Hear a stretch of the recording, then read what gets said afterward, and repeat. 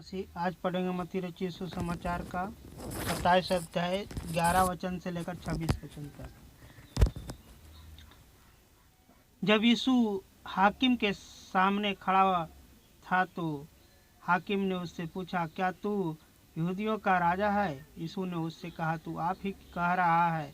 जब प्रधान याजक और पुरानिया उस पर दोष लगा रहे थे तो उसने कुछ उत्तर नहीं दिया। इस पर पिलातुस ने उससे कहा, क्या तू नहीं सुनता कि ये तेरे विरोध में कितनी गवाहियां दे रहे हैं? परंतु उसने उनको एक बात का भी उत्तर नहीं दिया।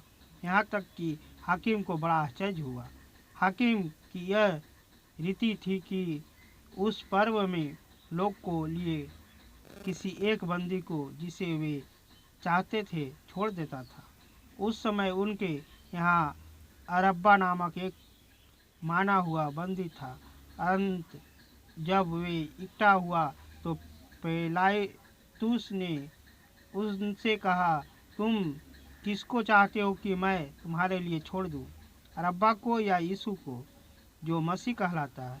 क्योंकि वह जानता था कि उन्होंने उससे राह से पकड़वाया है।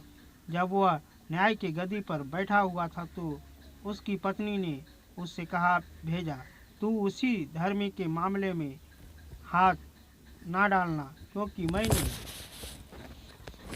आज सपने में उसके कारण बहुत दुख उठाया। प्रधान याजकों और पुरानियों ने लोगों को उभारा कि ये अरब्बा को मांग ले और यीशु को नाश कराए। हाकिम ने उससे पूछा, इन दोनों में से किसको चाहते हो कि मैं तुम्हारे लिए छोड़ दूं? उन्होंने कहा, अरब्बा को।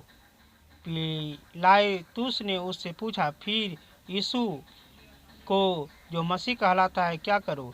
सब ने उससे कहा, वह क्रूस पर चढ़ाया जाए। हाकिम ने कहा, क्या उसने क्या बुराई की है? परंतु वे और भी चिल्लाकर कहने लगे, वह क्रूस पर चढ़ाया जाए। तब पिलातुस ने देखा कि कुछ बन नहीं पड़ता, परंतु उसके विपरीत हुल्लड़ बढ़ता जाता है, तो उसने पानी लेकर भीड़ के सामने अपने हाथ धोए और कहा, मैं इस धर्मी की लहू से निर्दोष हूँ, तुम भी जानो। सब लोग ने उत्तर दिया, इसका लहू हम पर और हमारी संतान पर हो। इस पर उसने अरब्बा को उसके लिए छोड़ दिया और यीशु को कोड़े लगाकर सौंप दिया कि क्रूस पर चढ़ाया जाए। आमीन।